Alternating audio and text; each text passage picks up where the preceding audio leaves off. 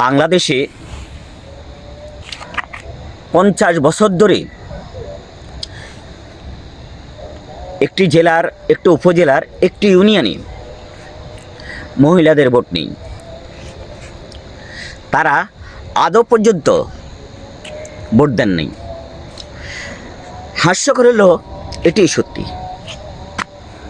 কারণ যেখানে সারা বাংলাদেশের মহিলা ভোটারগণ ভোটের প্রস্তুতি নিচ্ছেন এবং ভোট নিয়ে উৎসাহ উদ্দীপনা বিরাজ করছে, সেই সময় এসে চাঁদপুর ফরিদগঞ্জের 16 নম্বর ইউনিয়ন মহিলাগণ তাদের কোনো উৎসাহ উদ্দীপনা নেই, কারণ তারা ভোট দিবে না। দীর্ঘ 50 বছরের কাছাকাছি সময় ধরে তারা ভোট দেন না। কিন্তু ছোটোবেলায় যেই জৈনপুরের হুজুর মহোদয় আর বিষয়ে বলা হয়েছে যে উনি বলেছেন ভোট না দেওয়ার জন্য, কিন্তু ওনার সাক্ষাৎ আমারও হয়েছে। তখন আমি অনেক ছোট।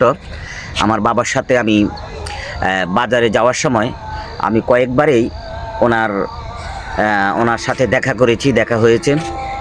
কিন্তু উনি বলেছেন ওই সময় অনেক মহামারী আকার ধারণ করেছে এবং তাদেরকে বেপরদায় যাওয়া যাবে না, বেপরদার কথা বলা হয়েছে।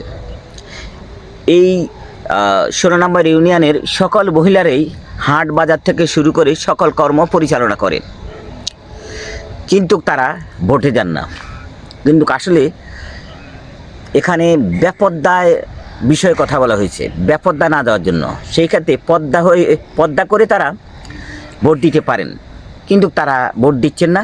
তাদের সেই পূর্ব সময় থেকে তারা যেমনি করে তাদের মা শাশুড়িরা ভোট দেন নেই, তেমনি করে বউ মেয়েরাও ভোট দিচ্ছেন না।